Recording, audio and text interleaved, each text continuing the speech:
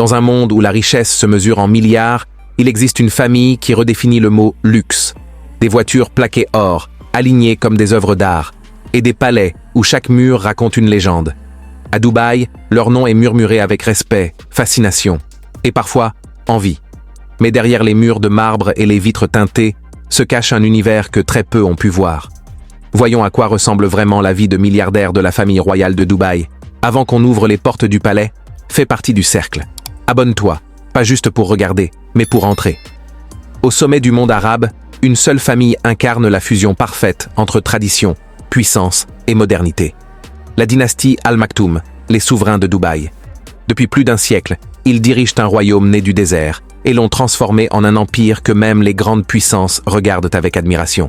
Et parfois, avec jalousie. Sous le règne de Cheikh Mohammed bin Rachid Al Maktoum, Dubaï est passé du sable à la skyline. Là où il n'y avait que le vent, il a bâti des tours qui touchent les nuages. Là où régnait le silence du désert, il a fait naître le luxe absolu. Aujourd'hui, leur fortune est estimée à plusieurs dizaines de milliards de dollars. Mais leur véritable richesse ne se compte pas en or. Elle se mesure en influence, en vision, en héritage. Les Al Maktoum n'ont pas simplement bâti une ville. Ils ont bâti une légende, celle d'un royaume où le rêve devient architecture et où le pouvoir se dissimule derrière des sourires et des portes dorées. Mais ce que peu de gens savent, c'est que derrière cette image parfaite se cache une dynastie au secret fascinant. Et c'est là que notre voyage commence, Zabel Palace, au cœur du désert, là où le sable rencontre le ciel, se dresse un monument qui dépasse tout ce que vous pourriez imaginer, le Zabel Palace. Ce n'est pas seulement un palais, c'est un chef-d'œuvre vivant, un symbole de pouvoir, de prestige et d'élégance intemporelle. Dès le premier regard, il impressionne. Des dômes dorés scintillants, des portes monumentales sculptées, des jardins à perte de vue où chaque fontaine jaillit avec la précision d'un horloger. Mais au-delà de ces murs dorés et de ces lustres en cristal, ce qui éblouit le visiteur, ce sont ces jardins majestueux, des allées parfaitement alignées, des fontaines qui scintillent comme des diamants et des arbres exotiques plantés avec une précision presque obsessionnelle. Chaque détail est pensé pour créer une atmosphère de perfection et de sérénité. Et dans ces jardins, parmi les fleurs rares et les fontaines étincelantes, se promènent les véritables joyaux vivants du palais, les ponts royaux. Leurs plumes iridescentes brillent au soleil, reflétant les couleurs du palais et rappelant que la grandeur ici n'est pas seulement matérielle. Elle est vivante, vibrante et majestueuse. À l'intérieur, l'extravagance rencontre le raffinement. Les lustres en cristal suspendus au plafond reflètent la lumière comme des étoiles tombées du ciel. Le marbre poli, les dorures délicatement incrustées et les tapis faits main racontent l'histoire d'un luxe qui ne se mesure pas seulement en richesse, mais en vision et en héritage. Le Zabel Palace n'est pas seulement une résidence. Il est l'emblème de la dynastie Al Maktoum, un lieu où chaque détail est pensé pour refléter le prestige, la puissance et la grandeur d'une famille qui a transformé Dubaï en un empire mondial. La famille possède également des joyaux à l'étranger.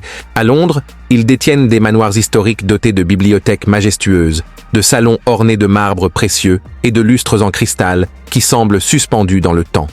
À Paris, leurs appartements et hôtels particuliers côtoient les œuvres d'art les plus rares, des tapisseries anciennes et des meubles sculptés à la main, alliant tradition et extravagance contemporaine. À Genève et Monaco, chaque propriété est une vitrine de luxe ultime. Terrasses panoramiques, collections d'art privées, salles de réception dignes des palais royaux et coffres renfermant des joyaux et trésors inestimables. Ici, le confort rencontre l'extraordinaire, chaque pièce est pensée pour émerveiller et chaque détail raconte le prestige d'une dynastie qui transcende les frontières. Ces palais et résidences ne sont pas seulement des lieux de vie, ils sont des déclarations de puissance et de goût, un univers où le luxe devient art et où l'exclusivité est la norme. Parmi les trésors flottants de la famille royale Al Maktoum, un yacht se distingue par sa grandeur et son extravagance. Le Dubaï, l'un des plus grands yachts privés du monde, est un symbole vivant de puissance, de prestige et de raffinement. Initialement commandé pour un autre propriétaire, le projet a été repris par la famille royale avant son achèvement. Ils ont exigé des modifications extrêmes, repoussant les limites de l'ingénierie et du design naval.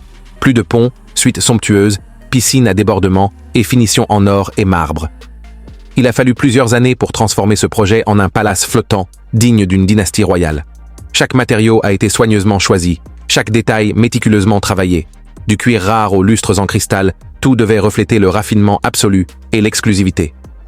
Quand le yacht a été livré, il a immédiatement fait sensation dans le monde du luxe et de la navigation privée. Sa taille, son design et son éclat étaient sans précédent, affirmant que la famille royale ne se contente jamais de l'ordinaire, mais recherche toujours l'extraordinaire.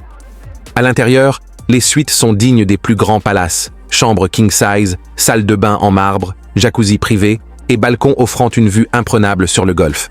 Chaque pièce est pensée pour allier intimité, confort et opulence, transformant le voyage en une expérience royale unique. Sur le pont principal, une piscine à débordement reflète le ciel, accompagnée d'un jacuzzi et d'un lounge pour les réceptions exclusives.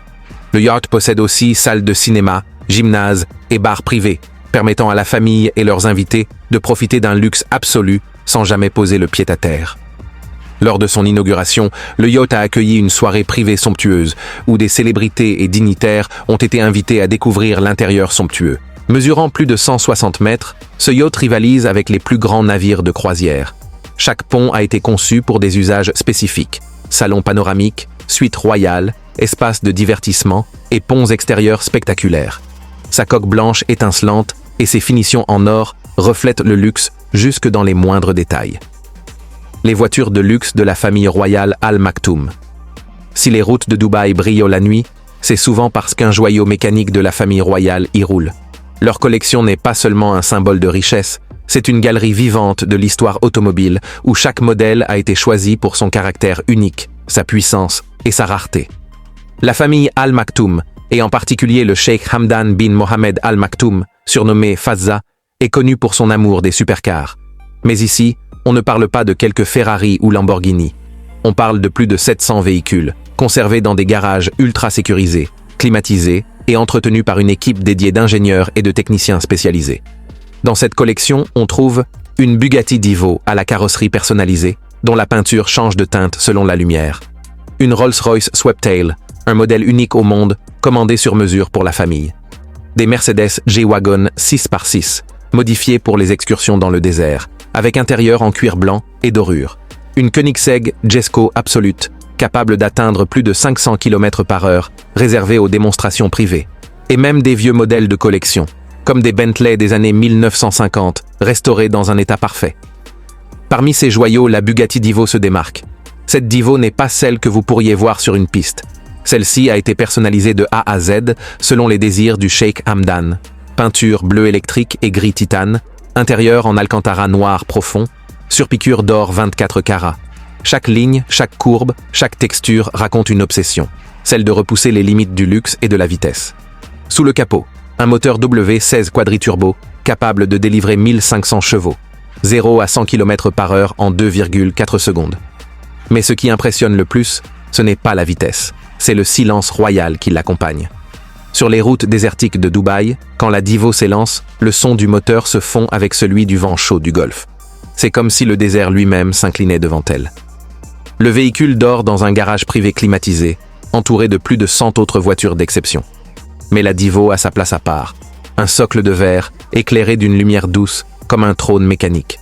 Chaque fois que le cheikh entre, la voiture s'illumine automatiquement, reconnaissant sa présence grâce à un système biométrique.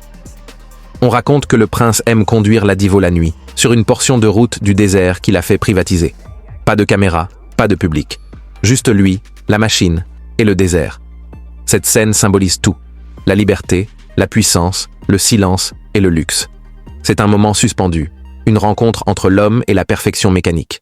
Chaque voiture porte la signature royale, la plaque numérotée 1, symbole de prestige absolu aux Émirats arabes unis. Certaines voitures sont plaquées or, d'autres recouvertes de diamants, et d'autres encore sont peintes à la main avec des motifs représentant le désert, les faucons ou les chevaux arabes, symboles de puissance et d'élégance. L'intérieur de ces voitures est à l'image du palais Zabel. Sièges en cuir italien cousus à la main, inserts en nacre, écran tactile incrusté de cristaux Swarovski, et même parfums personnalisés créés spécialement pour le cheikh. Chaque détail est pensé pour refléter le raffinement, le silence et la puissance. Certaines de ces voitures sont transportées par avion cargo privé lorsque la famille voyage à Londres, Paris ou Genève.